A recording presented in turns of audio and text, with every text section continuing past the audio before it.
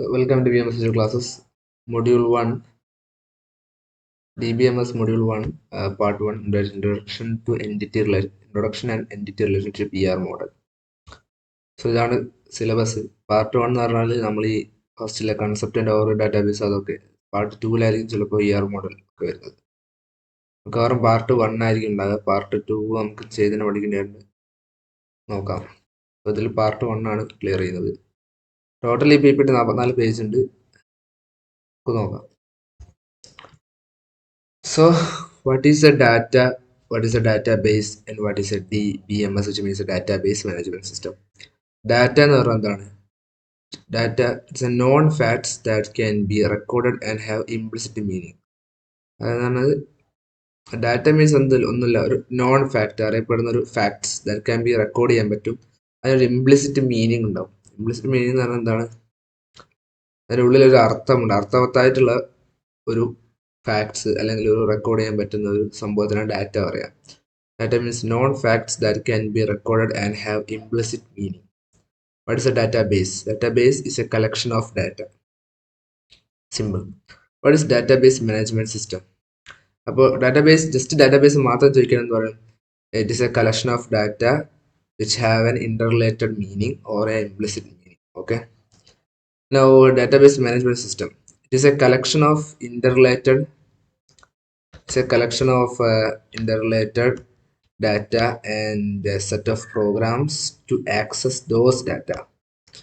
General purpose software system that facilitate process of defining, constructing, manipulating and sharing database. So, എന്താ പറയുന്നത്? ഒരു database management system എന്ന് പറഞ്ഞാൽ it is a collection of interrelated data and a set of program to access those data. DBMS പറഞ്ഞാൽ ഞാൻ നേരത്തെ പറഞ്ഞില്ലേ, database പറഞ്ഞാൽ it's a collection of interrelated data. DBMS പറഞ്ഞാൽ it's a set of programs to access those data. Actually, it is a set of programs, it is a software, it is a set of programs to create and maintain the database. Okay, that's why you use a database management system.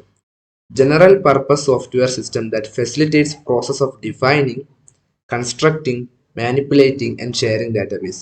Database management സിസ്റ്റത്തിൻ്റെ പർപ്പസുകൾ അല്ല അതിൻ്റെ functions എന്താണ്?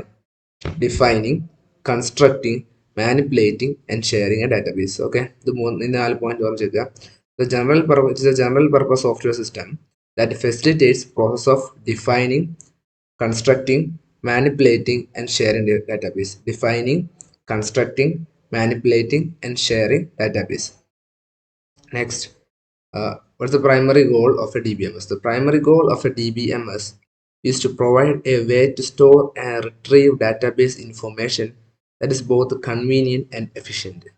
DBMSന്റെ main goal എന്താണ്? It is to provide a way to store and retrieve database information that is both convenient and efficient. ഒരു database നമുക്കുണ്ടാവും, പക്ഷേ ആ ഡാറ്റാബേസിലേക്ക് നമുക്ക് data store ചെയ്യാനും അത് തിരിച്ചെടുക്കാനും അതിൽ നിന്ന് ഡാറ്റ എടുക്കാനും ഒരു കൺവീനിയൻ്റ് ആൻഡ് എഫിഷ്യൻറ്റ് വേ ആണ് ആര് പ്രൊവൈഡ് ചെയ്യുന്നത്? DBMS provide. DBMSന്റെ മെയിൻ പ്രൈമറി ഗോൾ എന്ന് പറഞ്ഞാൽ it to provide a way to store and retrieve database information that is both convenient and efficient. Next, 3 type of data: structured, unstructured, semi-structured.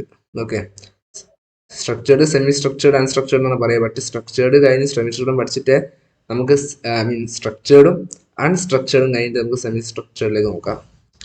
3 വളരെ സിമ്പിളാണ്. Structured എന്ന് പറഞ്ഞാൽ ഒന്നുമില്ല, അതിനൊരു ഫോർമാറ്റ് ഉണ്ടാവും. ഇപ്പോൾ ഇതിൽ പറയാൻ വെച്ചാൽ യൂഷ്വലി ടെക്സ്റ്റ് ഫയൽ ആയിരിക്കും. അതിനൊരു ടൈറ്റിൽഡ് കോളവും റോയും ഉണ്ടാവും. ഓക്കെ, എക്സൽ ഫയൽ പോലെ ഒരു ടൈറ്റിൽഡ് കോളംസും റോസും ഉണ്ടാവും. Which can be ordered and processed by data mining tools use ചെയ്തിട്ട് നമുക്കത് ഓർഡറിങ് ചെയ്യാനും പ്രോസസ്സ് ചെയ്യാനും പറ്റും. So what is structured data? Structured data is information, usually text files, displayed in titled rows and columns, which can be easily processed and ordered by data mining tools. Okay, and then what is unstructured data? And opposite ആയിരിക്കും. ഇതിന് കൃത്യമായ ഒരു structure ഉണ്ടാവില്ല, means ഇത് കൃത്യമായിട്ട് organise ചെയ്തിട്ടുണ്ടാവില്ല, ഒരു ordering ഉണ്ടാവില്ല. So unstructured data is not been organised into a format. Okay, ഇതിന് ഫോർമാറ്റ് ഉണ്ടാവില്ല. Not been organized in a format that makes it easier to access and process. മറ്റെന്താണ്, can be easily B order അത് ordered ചെയ്യാൻ പറ്റും, process ചെയ്യാനൊക്കെ easily പരിപാടി ചെയ്യും. But അൺസ്ട്രക്ചേർഡിൽ അങ്ങനെ ഇങ്ങനെ എന്താ പറയുക വാരി കൂട്ടിയിട്ടതായിരിക്കും ഡാറ്റ, നമുക്ക് ഈസിലി ആക്സസ് ചെയ്യാനും പ്രോസസ്സ് ചെയ്യാൻ പറ്റില്ല, ഒരു ഓർഗനൈസ്ഡ് ഫോർമാറ്റിലായിരിക്കില്ല. ഓക്കെ, അൺസ്ട്രക്ചേർഡ് ഡാറ്റ എന്തായിരിക്കും, ഈസ് റോ. അത് റോ പച്ചയായ മീൻസ് അങ്ങനെ തന്നെ കിടക്കും, അത് നമ്മൾ അടിക്കുക മീൻസ് നമ്മളൊരു ബുക്കൊക്കെ ഇങ്ങനെ കൂട്ടിയിട്ടില്ല, അതാണ് റോ ആയിട്ട്, അത് വീണ്ടും നമ്മൾ ലൈബ്രറിയിൽ ഇങ്ങനെ അടുക്കി വെച്ച് ലൈക്ക് CS കമ്പ്യൂട്ടർ സയൻസിൻ്റെ ഒരു ഭാഗത്ത് ഇലക്ട്രോണിക്സ് അങ്ങനെ വെക്കുന്നതിനാണ് സ്ട്രക്ചേർഡ്. അത് അൺസ്ട്രക്ചേർഡായി കിടക്കുക, unstructured data is raw and organise ചെയ്യാത്തതാണ്. ഓക്കെ, സെമി സ്ട്രക്ചേർഡ് എന്ന് പറഞ്ഞാൽ അത് ഇതിന്റെ ഇടയിൽ വരും. അതായത് സെമി സ്ട്രക്ചറിന്റെ പറ്റി എന്താ വെച്ചാൽ അത് ഒരു വലിയ കോംപ്ലക്സ് മാനറിൽ എന്ത് ചെയ്യില്ല, അത് വല്ലാണ്ട് എന്താ കിടക്കില്ല, അൺസ്ട്രക്ചേർഡ് ആയി കിടക്കൂല, മീൻസ് അൺഓർഗനൈസ്ഡ് കിടക്കൂല, അത്യാവശ്യം സ്ട്രക്ചേർഡും ആയിരിക്കും. അതിനെയാണ് സെമി സ്ട്രക്ചേർഡ് എന്ന് പറയുക. Semi-structured data lies somewhere between the two.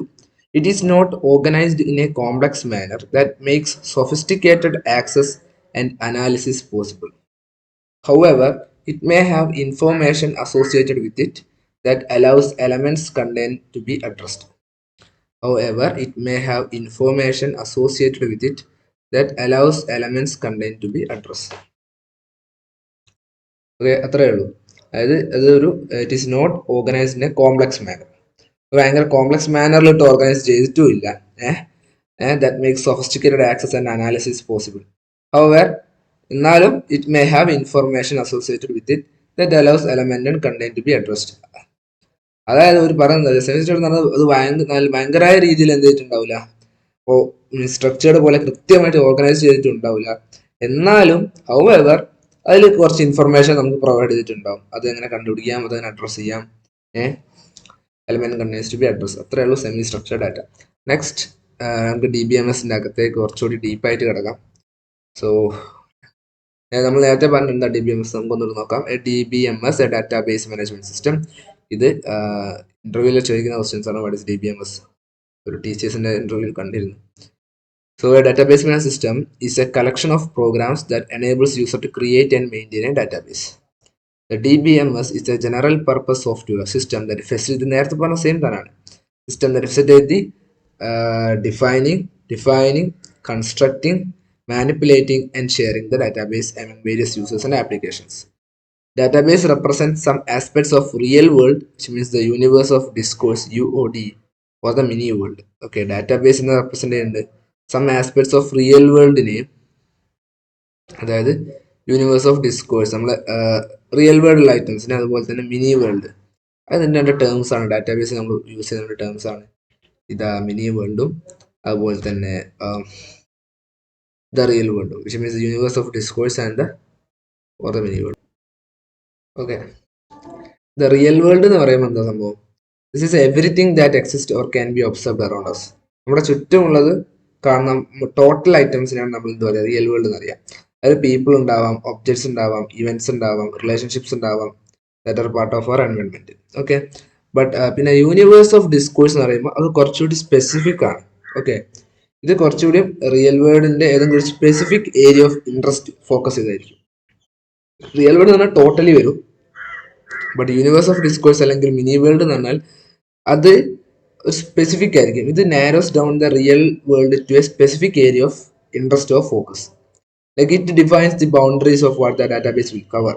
Okay, നമ്മൾ ഡാറ്റാബേസ് കവർ ചെയ്യുന്ന ആ ഒരു ബൗണ്ടറി ഉണ്ടല്ലോ, അത് ഡിഫൈൻ ചെയ്യലാണ് യൂണിവേഴ്സ് ഓഫ് ഡിസ്കോഴ്സ്. ഒരു എക്സാമ്പിൾ പറയുകയാണെന്ന് വെച്ചാൽ ഒരു ലൈബ്രറി ഡാറ്റാബേസ്, നമ്മളെ കോളേജിൽ ഒരു ലൈബ്രറി ഡാറ്റാബേസ് എടുക്കുക. അപ്പോൾ അതിന്റെ യൂണിവേഴ്സ് ഓഫ് ഡിസ്കോഴ്സ് എന്തെല്ലാമായിരിക്കാം? ബുക്സ് വരാം, ഓതേഴ്സ്, മെമ്പേഴ്സ്, ലോൺസ്, അതാണ്. But not other unrelated real world as well, like weather condition, road traffic. അതായത് റിയൽ വേൾഡിൽ എല്ലാം എല്ലാ സാധനവും ഉണ്ട്, ഈ ലോകത്തുള്ള എല്ലാം കണ്ടെയ്ൻ ആണ് real world. But universe of discourse എന്ന് പറയുമ്പോൾ അത് സ്പെസിഫിക് ഏരിയ ഫോക്കസ്ഡ് ആയിരിക്കും. ലൈക്ക് ലൈബ്രറിയിൽ ഓക്കെ, യൂണിവേഴ്സ് ഓഫ് ഡിസ്കോഴ്സ് എന്ന് പറയുമ്പോൾ അത് ലൈബ്രറിയിൽ ഫോക്കസ്ഡ് ആണ്. അപ്പോൾ അതിൻ്റെ ഉള്ളിൽ എന്തൊക്കെ വരാം? ബുക്സ്, പിന്നെ ലോണ്, അതുപോലെ ബുക്കിന്റെ എന്താ പറയുക, ഓതേഴ്സ്, മെമ്പേഴ്സ്, അതൊക്കെ വരും. അല്ലാണ്ട് പുറത്തത്തെ കാര്യങ്ങൾ, പുറത്ത് വെതർ എങ്ങനെയാണ്, റോഡ് എങ്ങനെയുണ്ട്, ലൈക്ക് അങ്ങനത്തെ അതൊന്നും ഇതിനെ ബാധിക്കില്ല. അതിനാണ് യൂണിവേഴ്സ് ഓഫ് ഡിസ്കോഴ്സ്, അതിന്റെ ബൗണ്ടറി ഡിഫൈൻ ചെയ്ത്, അല്ലെങ്കിൽ മിനി വേൾഡ് എന്ന് പറയുന്നത്. ഓക്കെ, മിനി വേൾഡ് ഡിസ്കോഴ്സും സെയിം തന്നെയാണ്. ഇനി ഈ changes to mini world effects database, അതായത് ഈ നമ്മൾ ഈ ബൗണ്ടറിക്കുള്ളിൽ എന്തെങ്കിലും ചേഞ്ച് വന്നു കഴിഞ്ഞാൽ അത് നമ്മുടെ ഡാറ്റാബേസിനെ എഫക്ട് ചെയ്യും. A database is a logically coherent collection of data with some inherent meaning. Logically coherent collection of data എന്ന് പറഞ്ഞാൽ അവർക്ക് ഉള്ളിൽ ഒരു ലോജിക്കൽ കണക്ഷൻ ഉണ്ടാവും, അവർക്ക് തമ്മിൽ ഒരു കണക്ഷൻ ഉണ്ടാവും. ഇന്റർ റിലേറ്റഡ് ഡാറ്റ നമ്മൾ നേരത്തെ പറഞ്ഞിട്ടുണ്ട്. Okay, database is A collection of Inter related data എന്നുണ്ട്. അപ്പോൾ ഡാറ്റാബേസിൽ എന്തായിരിക്കും, ഇറ്റ്സ് എ ലോജിക്കലി കൊഹറന്റ്. അത് ഇങ്ങനെ പഠിക്കാൻ പറ്റില്ല. ലോജിക്കലി കൊഹറന്റ് എന്നൊക്കെ പറഞ്ഞാൽ ഇച്ചിരി പാട് തോന്നുന്നുണ്ടെങ്കിൽ നിങ്ങളെ പറഞ്ഞാൽ മതി, ലൈക്ക് നിങ്ങൾ ഇങ്ങനെ പറഞ്ഞാൽ മതി, database is a inter related collection of data with some inherent meaning, or with some meaning എന്നായാലും മതി. Okay, with some inherent meaning. പിന്നെ a database is designed, build and populated with data for specific purpose. ഒരു database design ചെയ്തതും അത് build ചെയ്തതും പിന്നെ അതിലേക്ക് സാധനങ്ങൾ പോപ്പുലേറ്റ് ചെയ്യുന്നതും ഒരു സ്പെസിഫിക് പർപ്പസിന് വേണ്ടിയായിരിക്കും. കുറേ ഡാറ്റാബേസ് ഉണ്ട്. നമ്മുടെ E11 സ്റ്റുഡൻറ് ഡാറ്റാബേസ് ഉണ്ടാവില്ലേ, അതൊക്കെ എന്തിനു വേണ്ടിയിട്ടാണ്? ഒരു കോളേജ് ഒരു സ്മൂത്ത് ആയിട്ട് റൺ ചെയ്യാനും പിന്നെ അതുപോലെ തന്നെ റിസൾട്ട് കാര്യങ്ങളും ഫീസൊക്കെ അപ്ലോഡ് ചെയ്യാൻ. അപ്പോൾ എന്താ പറയുക, ഒരു ഡാറ്റാബേസ് ഡിസൈൻ ചെയ്തത് build and populated with data for a specific purpose. ഇനി കുറച്ച് സംഭവങ്ങൾ പഠിക്കുകയാണ്. ലൈക്ക് ഡിഫൈനിങ് എ ഡാറ്റാബേസ് എന്താണ്, എന്താ പറയുക, constructing the database, manipulating a database and sharing A database, which are the functions of the database. I guess like അല്ലേ, നമ്മൾ നേരത്തെ ഫെസിലിറ്റേറ്റ് നമ്മൾ പറഞ്ഞല്ലോ. Okay, so these are the functions like defining A database, constructing the database, manipulating a database, sharing these are functions of the DBMS. അത് കഴിഞ്ഞിട്ടാണ് നമുക്ക് ഇതിലേക്ക് വരാനുള്ളത്, database environment. Okay, so what is defining A database means? Defining a database involves specifying the data types, structures, and constraints of the data to be stored in the database. The database definition or descriptive information is also stored by the DBMS in the form of a database catalog or dictionary. It is called metadata. Okay, എന്താണ് defining? ഒരു ഡാറ്റാബേസിനെ നമ്മൾ എങ്ങനെ define ചെയ്യുക? ഒരു ഡാറ്റാബേസിനെ define ചെയ്യുമ്പോൾ അതിൽ എന്തെല്ലാം പെടും? അത് മീൻസ് നമ്മുടെ ഡാറ്റയുടെ data types. Okay, integer, character ആണോ, ഇൻറ്റിജർ ആണോ, ലോങ് വേർഡ് ആണോ, ഷോർട്ട് ആണോ? Okay, okay, which involves the specifying the data types. പിന്നെ സ്ട്രക്ചേഴ്സ്, ഡാറ്റ സ്ട്രക്ചേഴ്സ് യൂസ് ചെയ്യുന്നത് ഇതൊക്കെ സ്ട്രക്ചേഴ്സ് ആണ്. പിന്നെ constraints means what? The limits. അതായത് നമ്മളിപ്പോൾ ഞാൻ നെയിം എന്ന് കൊടുത്തു, അതിന് ഡാറ്റ ടൈപ്പ് എന്താണ്? അല്ല, ഞാൻ മൊബൈൽ നമ്പർ കൊടുത്തു, ഡാറ്റ ടൈപ്പ് ഞാൻ ലോങ് ഇൻറ്റു കൊടുത്തു. എന്നിട്ട് അപ്പോൾ നമ്മൾ അതിൻ്റെ കൺസ്ട്രെയിൻറ്റ് എന്താ കൊടുക്കും? 0 up to 10. കൺസ്ട്രെയിൻറ്റ് എന്താണ്? 10 ആയിരിക്കും. 10 നമ്പേഴ്സ് ആണ് ഇന്ത്യൻ നമ്പറിൻ്റെ കേസിൽ 10 നമ്പേഴ്സ്. ഓക്കെ, ആ രീതിക്ക് അതിനാണ് കൺസ്ട്രെയിൻറ്റ് എന്ന് പറയുന്നത്, which means the limit of the data to be stored in the database. The database definition or descriptive, ഞാൻ വായിക്കുന്നത് ഇവിടെയാണ്.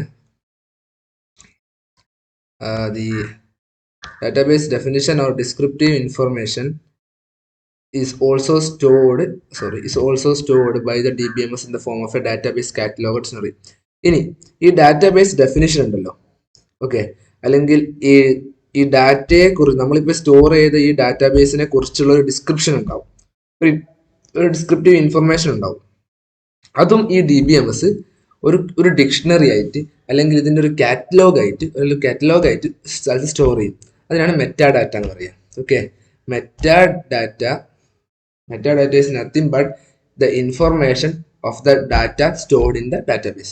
What is metadata? Metadata short ആയിട്ട് പറയുകയാണ്, metadata is the information about the data stored in the database. Okay, കുറച്ചുകൂടി എന്താ പറയുക, colloquial പറയുകയാണെങ്കിൽ the database definition or the descriptive information is also stored by the DBMS in the form of a database catalog or dictionary, which is called metadata. Now let's move to next function, which is the constructing the database. So now defining next constructing. This is a process of storing the data on some storage medium that is controlled by the DBMS. Okay, constructing the database, it is the process of storing the data on some storage medium that is controlled by the DBMS. The DBMS control ചെയ്യുന്ന ഒരു storage മീഡിയത്തിലേക്ക് ഈ data storing ചെയ്യുന്നതിന് പറയുന്ന പേരാണ് constructing the database. Next manipulating. Manipulating നമുക്ക് അറിയാലോ, അല്ലെങ്കിൽ നമ്മൾ ഇതിൻ്റെ ലിങ്ക് ലിസ്റ്റ് മാനിപ്പുലേഷൻ, അതുപോലെ കുറേ അതായത് അപ്ഡേറ്റ് ചെയ്യുക, ഡിലീറ്റ് ചെയ്യുക, റിട്രീവ് ചെയ്യുക, അങ്ങനെ കുറേ സംഭവങ്ങളാണ് മാനിപ്പുലേറ്റിംഗ് ഡാറ്റാബേസ്. അതിൻ്റെ database includes functions such as querying നമ്മൾ പറഞ്ഞാൽ നമ്മളതിൽ ക്വറി ചെയ്യുക, അല്ലെങ്കിൽ എൻക്വയറി ചെയ്യുക, അതിന് നമ്മളിപ്പോൾ ഒരു സാധനം സെർച്ച് ചെയ്യുക. Okay, such as querying the database, to retrieve specific data. ഒരു പ്രത്യേക ഡാറ്റ സെർച്ച് ചെയ്യാൻ വേണ്ടിയിട്ട് ഉള്ളതിനാണ് നമ്മൾ ക്വറി എന്ന് അറിയുക. സെർച്ച് ചെയ്ത് അത് റിട്രീവ് ചെയ്യാൻ വേണ്ടിയിട്ട്. So manipulating database includes functions such as querying the database to retrieve specific data, updating the database to reflect changes in the mini world. അതായത് മിനി വേൾഡിൽ, അതായത് ഞാനിപ്പോൾ ഒരു ബുക്ക് മീൻസ് എൻ്റെ ലൈബ്രറിയിൽ പുതിയൊരു മെമ്പറെ ആഡ് ചെയ്തു. അതായത് അപ്പോൾ എൻ്റെ മിനി വേൾഡ് എന്ന് പറയുന്നത് ലൈബ്രറിയാണ്. ഇപ്പോൾ ലൈബ്രറിയിൽ പുതിയ മാറ്റം വന്നു. അപ്പോൾ പുതിയ മാറ്റം വന്നപ്പോൾ എനിക്ക് എന്ത് ചെയ്യേണ്ട, ഡാറ്റാബേസ് അപ്ഡേറ്റ് ചെയ്യണം. അപ്പോൾ ആ അപ്ഡേറ്റ് ചെയ്യുന്നതിനും അതും ഈ മാനിപ്പുലേറ്റിംഗ് ഡാറ്റാബേസിൽ പെടുന്നതാണ് ഈ ഫങ്ഷൻസ്. പിന്നെ നമ്മളുടെ കയ്യിലുള്ള ഡാറ്റയെ പറ്റിയുള്ള റിപ്പോർട്ട് ജനറേറ്റ് ചെയ്യും. These all comes under the manipulation of the database.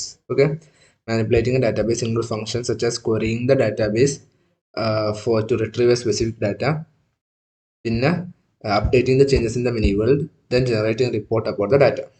Next is sharing a database. Sharing a database it allows multiple users and program to access the database simultaneously. ഒരു ഡാറ്റാബേസിനെ multiple users, അതായത് ഒരു library തന്നെ database ആർക്കൊക്കെ ചെയ്യാൻ പറ്റും, administrations, college മാനേജ്മെന്റിനൊക്കെ ഒരുമിച്ച് അത് എന്ത് ചെയ്യാൻ പറ്റും, ആക്സസ് ചെയ്യാനുള്ള സൗകര്യം കൊടുക്കുന്നതാണ് ഷെയറിങ് എ ഡാറ്റാബേസ് എന്ന് പറയുന്നത്. സോ ദ ഫങ്ഷൻസ് നമ്മൾ പഠിച്ചു. ഡിഫൈനിങ് എ ഡാറ്റാബേസ്, ഓക്കെ, അതിനപ്പുറത്ത് തന്നെ നമ്മൾ മെറ്റാ ഡാറ്റ എന്താണെന്ന് പറഞ്ഞു. And constructing the database, okay, constructing എന്ന് പറഞ്ഞാൽ it's a process of storing the data on some storage medium. Manipulating a database പറഞ്ഞു. ദെൻ ഷെയറിങ് എ ഡാറ്റാബേസ് പറഞ്ഞു. Next we have the database system environment. ഒന്നുമില്ല, ഏറ്റവും പുറത്ത് user or programmes. നമ്മൾ കാണുന്നത് user or programmes ആണ്. ഒരു user ആണെങ്കിൽ ദെൻ ഡാറ്റാബേസിൻ്റെ ഉള്ളിൽ വരുമ്പോൾ അത് എന്ത് വരും, അപ്ലിക്കേഷൻ പ്രോഗ്രാംസ് ഓർ ക്വയറീസ്, അതാണ് ഡാറ്റാബേസ് സിസ്റ്റം. ദെൻ നമ്മുടെ മെയിൻ DBMS സോഫ്റ്റ്വെയർ. DBMS സോഫ്റ്റ്വെയറിലേക്ക് വരുമ്പോൾ എന്തെല്ലാം വരും, software to process queries or programs. Okay, so ഇത് ഒന്നുകൂടി നോക്കിയോ, പുറത്ത് users or programs, then database സിസ്റ്റത്തിൻ്റെ അകത്തേക്ക് കയറി കഴിഞ്ഞാൽ എന്തെല്ലാം ഉണ്ടാവും, അതിൽ അപ്ലിക്കേഷൻ പ്രോഗ്രാംസും ക്വയറീസും ഉണ്ടാവും. ദെൻ നമുക്ക് അടുത്ത ടെറിട്ടറി വരുന്നത് DBMS സോഫ്റ്റ്വെയർ ആണ്. ഉള്ളിൽ DBMS സോഫ്റ്റ്വെയറിൽ എന്തുണ്ടാവും, ഈ ക്വറി പ്രോസസ് ചെയ്യാനുള്ള സോഫ്റ്റ്വെയർസ് ഉണ്ടാവും. Software to process queries or programs. Then അതിൻ്റെ അടിയിൽ സ്റ്റോർ ചെയ്ത ഡാറ്റ ആക്സസ് ചെയ്യാനുള്ള software to access stored data. Okay, then നമുക്ക് രണ്ട് സിലിണ്ടേഴ്സ് പോലെ മീൻസ് ദ ഡാറ്റാബേസ് ഉണ്ടാവും. ഒന്ന് മെറ്റാ ഡാറ്റ സ്റ്റോർ ചെയ്യാൻ ഒരു സാധനം വേണം. അപ്പോൾ മെറ്റാ ഡാറ്റ സ്റ്റോർ ചെയ്യാൻ ഒരു memory, then database database store ചെയ്യാൻ വേറൊന്ന്. ഓക്കെ, സോ ഡാറ്റാബേസ് സിസ്റ്റം എന്ന് പറഞ്ഞാൽ user or programs. Then we have ഡാറ്റാബേസിൽ അപ്ലിക്കേഷൻ പ്രോഗ്രാം ഉണ്ടാവും.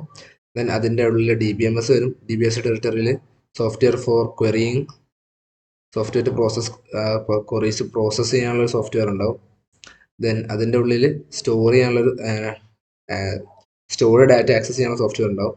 Then we have a storage for meta data and storage for database. Next, okay, ഇത് നേരത്തെ ഞാനിപ്പോൾ പറഞ്ഞതിൻ്റെ പോയിന്റ്സ് ആയിട്ട് നമുക്ക് ആൻസറിലായിട്ട് ചെയ്തിട്ടുണ്ടല്ലോ, ഇംഗ്ലീഷിൽ നമുക്ക് ഈ രീതി തരണം. Then application program access the database by sending queries or request for data to the DBMS. എന്ത് വെച്ചാൽ ഈ ആപ്ലിക്കേഷന്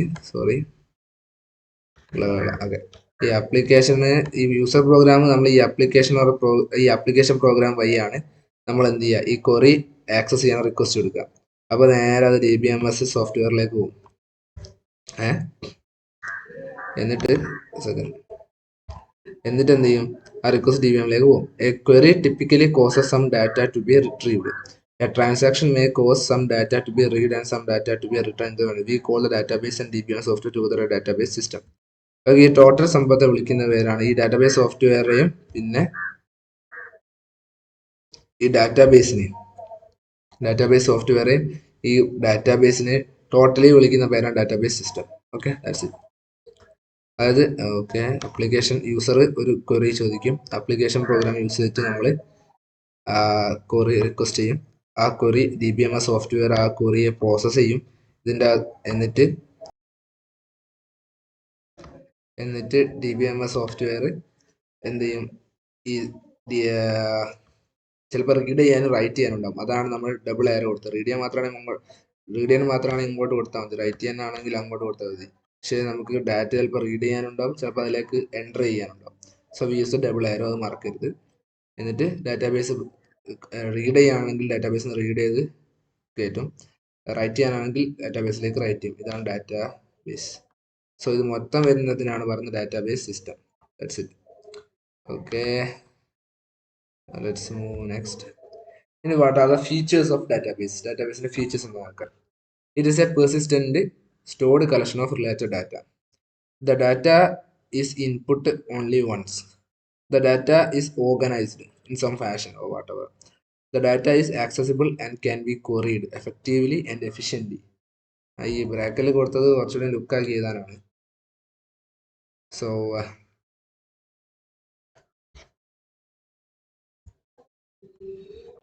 what are features of, again നമുക്ക് പെട്ടെന്ന് റിവൈസ് ചെയ്ത് പോവാം. It is persistent collection of related data. It is a stored collection of related, persistent collection of related data. The data is input only once. The data is organized in some fashion. The data is accessible and can be queried effectively and efficiently. It's a persistent stored. Persistent strong at it, like it is a persistent stored collection of related data. The data is input only once. The data is organized in some fashion. The data is accessible and can be queried efficiently and effectively. Drawbacks of using file system. File system, പണ്ട് കാലത്ത് നമ്മൾ file system ആണ് use ചെയ്തിരുന്നത്. അതായത് നമ്മുടെ സാധാ ഫയലില്ലേ, file system use ചെയ്തത്. ഇപ്പോഴാണ് ഇത് നമ്മൾ എന്ത് ചെയ്തത്, ഡാറ്റാബേസിലേക്ക് മാറിയത്. സോ ഈ ഫയൽ സിസ്റ്റം ഒഴിവാക്കാനുള്ള കാരണം നോക്കാം. The drawbacks of using the file systems. So now let's see the drawbacks of using file systems. So the data redundancy and inconsistency, difficulty in accessing data redundancy and inconsistency are due to availability of multiple file formats. Storage in files may cause duplications of information, different files, which means when you have many files, like when you have many file formats, like a text file, like an Excel file, like another doc file, so storing those files, storage in files may cause a duplication of information in different files. As we have many other files and have multiple file formats, അവിടെ എന്ത് വരും, ഈ file store ചെയ്യുന്നതിൽ duplication വരും. ഈ duplication of information different files, അതിനാണ് data redundancy അല്ലെങ്കിൽ data inconsistency പറയുന്നത്. ജസ്റ്റ് പോയിന്റ് ആക്കി ചെയ്താണെങ്കിൽ നിങ്ങൾക്ക് ഒന്നും കിട്ടുന്നില്ലെങ്കിൽ ഡാറ്റ റിഡൻഡൻസി, ഡാറ്റ ഇൻകൺസിസ്റ്റൻസി എന്ന രണ്ട് പോയിന്റ് ആക്കി ചെയ്താൽ. ഓർ ഇഫ് യു ഹാവ് ഇത് ഓർമ്മിക്കാൻ പറ്റുമെങ്കിൽ just write this data redundancy and inconsistency, which means due to availability of multiple file formats, storage in file may cause duplication of information in different files. Next is the difficulty in accessing data. Next one is difficulty in accessing data. In order to retrieve, access and use stored data, need to write a new program to carry out each new task. അതായത് ഒന്നുമില്ല, data access ചെയ്യാനും പാടാണ്. കാരണം എന്താ, ഒരു ഇപ്പോൾ നമുക്കൊരു data retrieve ചെയ്യാമെന്ന് വിചാരിക്കാം, അല്ലെങ്കിൽ നമുക്കൊരു ഡാറ്റ റിട്രീവ് ചെയ്ത് ആക്സസ് ചെയ്തിട്ട് എന്നിട്ട് അത് യൂസ് ചെയ്യാമെന്ന് വിചാരിക്കാം. അതിനെന്ത് ചെയ്യണം, നമ്മൾ പുതിയ പ്രോഗ്രാം റൈറ്റ് ചെയ്യണം, ഓരോ പുതിയ ടാസ്കിന് വേണ്ടിയിട്ട്. In order to retrieve, access and use data, stored data, we need to write a new program to carry out each new task. So അതാണ് ഒരു പ്രശ്നം. The next point ആണ് ഡാറ്റ ഐസൊലേഷൻ ആണ്. To isolate data, we need to store them in a multiple files and different formats. ഒരു data isolate ചെയ്യണം, നമ്മൾ അതിനെ വേറെ മൾട്ടിപ്പിൾ ഫയൽസിലും ഡിഫറെൻറ്റ് ഫോർമാറ്റിലും സ്റ്റോർ ചെയ്യേണ്ടി വരും. So these are 3 points. ഇനിയും ഉണ്ട്. സോ ഒന്നുകൂടി ഇതൊന്ന് പെട്ടെന്ന് റിവൈസ് ചെയ്യാം. Data redundancy and inconsistency, which means due to availability of multiple file formats, storage in file may cause duplication of information in different files. Next, difficulty in accessing data. In order to retrieve, access and use stored data, നമുക്ക് retrieve ചെയ്യാനും access ചെയ്യാനും ഈ data store ചെയ്യാനും അല്ലെങ്കിൽ ഈ stored data use ചെയ്യാനും നമുക്ക് എന്ത് ചെയ്യണം, പുതിയൊരു പ്രോഗ്രാം റൈറ്റ് ചെയ്യേണ്ടി വരും. For each new task. ഈ ഡാറ്റ ഐസൊലേഷൻ എന്ന് പറഞ്ഞാൽ ഒരു ഡാറ്റ ഐസൊലേറ്റ് ചെയ്യണമെങ്കിൽ നമുക്ക് എന്ത് ചെയ്യണം, മൾട്ടിപ്പിൾ ഫയൽസ് സ്റ്റോർ ചെയ്യേണ്ടി വരും, അതും ഡിഫറെൻറ്റ് ഫോർമാറ്റ്സിൽ. നെക്സ്റ്റ് പ്രോബ്ലം എന്ന് പറയുന്നത് ഇൻറ്റഗ്രിറ്റി പ്രോബ്ലംസ് ആണ്. വിച്ച് മീൻസ് ഇതൊക്കെ ഫയൽ സിസ്റ്റത്തിൻ്റെ പ്രോബ്ലം ആണ് കേട്ടോ. ഡാറ്റാബേസ് നമ്മൾ കണ്ടുപിടിക്കാനും യൂസ് ചെയ്യാനും കാരണം ഈ ഫയൽ സിസ്റ്റത്തിന് ഇത്രയും പ്രശ്നങ്ങളുള്ളതാണ്. ഓക്കെ, നമുക്ക് ഇന്ന് അത് യൂസ് ചെയ്യാൻ ഇത്രയും കുഴപ്പങ്ങളാണ് file സിസ്റ്റത്തിനുള്ളത്. Integrity problems, integrity constraints. Example, account balance greater than 0 become a part of program code which has to be written every time. It is hard to add new constraint or to change existing one. അത് integrity problem വരുന്നത് integrity constraints, അതായത് ഇപ്പോൾ ഒരു account balance greater than 0 എന്ന് കൊടുത്തു. അത് നമ്മുടെ programme കോഡിന്റെ ഒരു പാർട്ടാണ്. അത് നമ്മൾ എല്ലാ സമയവും നമ്മൾ ഇതിനെ റിട്ടേൺ എഴുതിക്കൊണ്ടേയിരിക്കണം. എല്ലാ നമ്മുടെ ഈ ട്രാൻസാക്ഷൻ കേസിലും അക്കൗണ്ട് ബാലൻസ് greater than 0 ആണ്, അക്കൗണ്ട് greater than 0 നമ്മൾ കൊടുക്കണം. It is hard to add new constraints or to, അത് ഇപ്പോഴത്തെ കൺസ്ട്രെയിന് ചേഞ്ച് ചെയ്യാൻ പാടാണ്. അതുപോലെ തന്നെ പുതിയ കൺസ്ട്രെയിൻസ് ആഡ് ചെയ്യാൻ പാടാണ്. കാരണം എല്ലാ പാർട്ടിലും ഈ കൺസ്ട്രെയിൻസ് മാറ്റി കൊടുക്കേണ്ടി വരും. So it have an integrity problem, which means integrity constraints become part of program code and has to be written every time. It is hard to add new constraint and change the existing ones. Next is the atomicity of updates. Failures of files may leave a database in an inconsistent state with partial updates carried out. Example, failures of files may leave database in an inconsistent state with partial updates carried out. Example, transfer of funds from one account to another should either complete or not happen at all. അതായത് നമ്മുടെ ഫയലിന് എന്തെങ്കിലും failure സംഭവിച്ചാൽ അത് നമ്മുടെ ഡാറ്റാബേസിൽ ഒരു inconsistent സ്റ്റേറ്റിൽ ഇട്ടേച്ച് അങ്ങ് പോകും. വിത്ത് പാർഷ്യൽ അപ്ഡേറ്റ്സ് കേടുണ്ട്. ഒരു പൈസ ട്രാൻസ്ഫർ ചെയ്യുമ്പോൾ എന്തായിരിക്കണം, ഒന്നുകിൽ ഒരു അക്കൗണ്ട് മറ്റേ ഫുള്ളായിട്ട് ആ പൈസ അങ്ങ് പോകണം, 100 പൈസ 100 പോകണം, അല്ലെങ്കിൽ പൈസ പോകാതിരിക്കണം. അല്ലാണ്ട് ഇപ്പോൾ 50 പോയി 50 ഇവിടെ ആയിരുന്ന കേസ് അങ്ങനെ വരുന്നതാണ് ഫെയിലിയേഴ്സ് ഓഫ് ഫയൽ അല്ലെങ്കിൽ പാർഷ്യൽ അപ്ഡേറ്റ്സ് വരുന്നത്. അപ്പോൾ അതൊക്കെ ഒരു പ്രശ്നമാണ്. അതാണ് atomicity of updates. Failures of files may leave database in an inconsistent state with partial updates carried out. What is atomicity of update? Failures of ഫയലിന്റെ ഫെയിലിയർ വരുമ്പോൾ may leave ഡാറ്റാബേസിനെ എങ്ങനെ വിടും, in an inconsistent state with partial updates carried out. So next point എന്ന് പറയുന്നത് concurrent access by multiple users. അതായത് multiple users simultaneously access ചെയ്യുമ്പോൾ concurrent access of files is needed for better performance, and it also true that uncontrolled concurrent access of files can lead to inconsistencies. Example, 2 people reading a balance and updating it at the same time. അതായത് ഇപ്പോൾ ഒരു account രണ്ടാളോട് ഒരുമിച്ച് read ചെയ്യുന്നു, അപ്പോൾ അത് update ചെയ്യുകയോട് ചെയ്ത് കഴിഞ്ഞാൽ അവിടെ ഒരു ഇൻകൺസിസ്റ്റൻസി വരും. അപ്പോൾ ഈ സിങ്ക്രോണൈസേഷൻ പ്രോബ്ലം എന്നൊക്കെ പറയില്ല നമ്മുടെ OS-ൽ, അതൊരു ടൈപ്പാണ്. അപ്പോൾ കോൺകറന്റ് അല്ലെങ്കിൽ simultaneous access by multiple user എന്നുള്ള പ്രശ്നമാണ്. സോ അതോടെ നമ്മൾ ഫയൽ സിസ്റ്റത്തിന്റെ പ്രോബ്ലംസ് എല്ലാം പറഞ്ഞു തരും. Next we study about the characteristics of the database approach. What are the 4 characteristics of the database approach? ഇത് തന്നെ നമുക്ക് ഓരോന്ന് വീണ്ടും ഇങ്ങനെ എക്സ്പ്ലെയിൻ ചെയ്യേണ്ടതായിട്ടുണ്ട്. ഓക്കെ, നമ്മൾ ഈ പാർട്ട് 1 എൻഡിലേക്ക് പോയിക്കൊണ്ടിരിക്കുകയാണ്. ഓക്കെ, നെക്സ്റ്റ് എന്ന് പറയുന്നത് characteristics of the database approach നോക്കാം. ഒരു 4 പോയിന്റ്സ് ഉണ്ട്. ഒന്നാമത്തത് self describing nature of database system, insulation between programs and data abstraction, then support of multiple views of data, sharing of data and multi user transaction processing. Self ഇന്ന് നമുക്ക് ഓരോന്ന് detail ആയിട്ട് പോകാം. First one, which is the self describing nature of a database system. A fundamental characteristic of the database approach is that the database system contains not only the database itself, but also a complete definition or description of the database structure and constraints. ഒന്നുമില്ല, മെറ്റാഡാറ്റയെ പറ്റിയാണ് ഇപ്പോൾ പറഞ്ഞത്.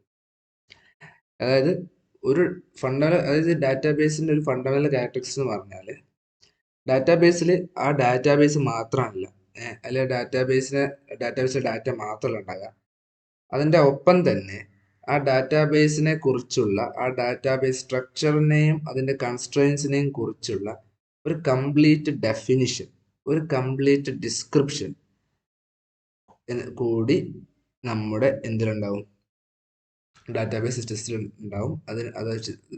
അതാണ് first point എന്ന് പറയുന്നത്. A fundamental characteristic of the database approach is that the database system contains not only the